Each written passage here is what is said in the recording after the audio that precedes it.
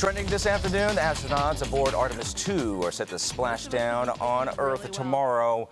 While they are making history with their mission around the moon, they're also taking part in health studies. How the astronauts sleep in space and perform tasks is one focus. Soon after the astronauts actually return to Earth, they'll take part in an obstacle course, and their performance will help NASA plan for their next lunar mission that is scheduled for 2028. Now, the connection between space travel and health, they really are endless, and one you may not think of is the actual impact to your eyes, your eyesight. Right now, we're joined by Dr. Ephraim Atwal from Atwal Eye Care.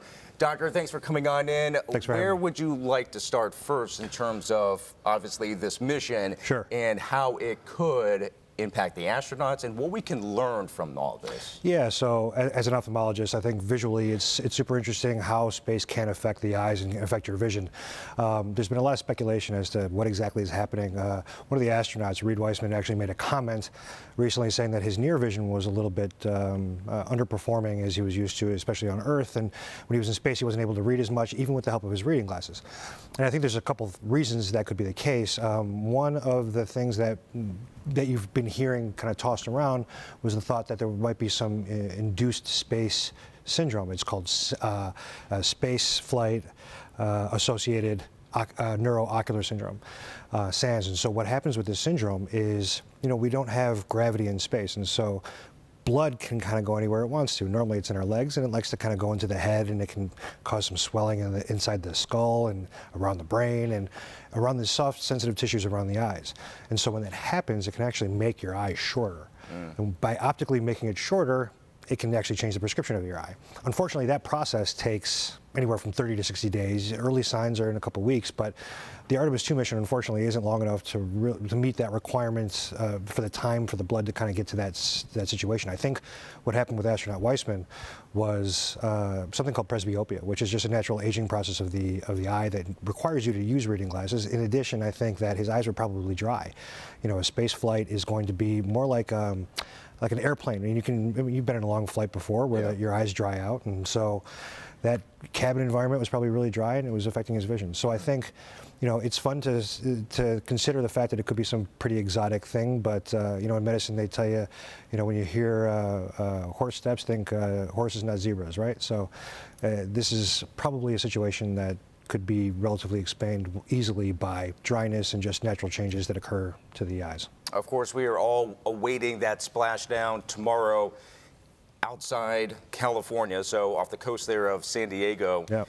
Now, of course, there's going to be some acclimating that they're going to have to do, right? Getting back into the flow of things here on planet Earth. Yeah. How does that play a role in terms of their eyesight? Well, I think they're going to find some relief when they get back to Earth.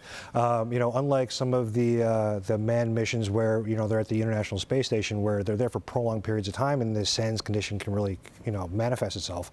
They're going to find that the humidity just in the natural environment is going to be much more beneficial to their eyesight. They're going to be back to their normal selves. Of course, there's a little weakness, and they haven't been using their muscles for the 10-day mission, and so really the acclimation process is just kind of getting their land legs back as opposed to anything more significant. And I wonder, because of the pressure that they are going to experience as they actually make the return back, is there anything that happens during that process? You talk about the re-entry process. The re-entry, I haven't considered whether or not that particular scenario has any impact on a patient's vision or on the astronaut's vision. I'm sure that they are looking into it to determine if it is affecting them short-term, long-term. Unlikely, aside from just the impact of a high blood pressure situation that I'm sure they're experiencing during a re-entry.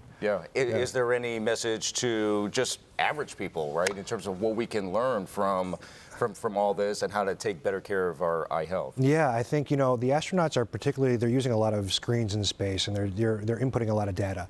And I think, most of us are spending a lot of time on our screen devices, and, near and dear to my heart is paying attention to dry eyes and making sure that your eyes are well lubricated, that you're blinking sufficiently when you're on these screen devices, that you're using artificial tears, and that you're kind of just being cognizant of the fact that you need to protect your eyes from all of these digital devices. Yeah, definitely. All right, doctor, good conversation there. Thank you. Yeah, really do appreciate the time. Happy to come on.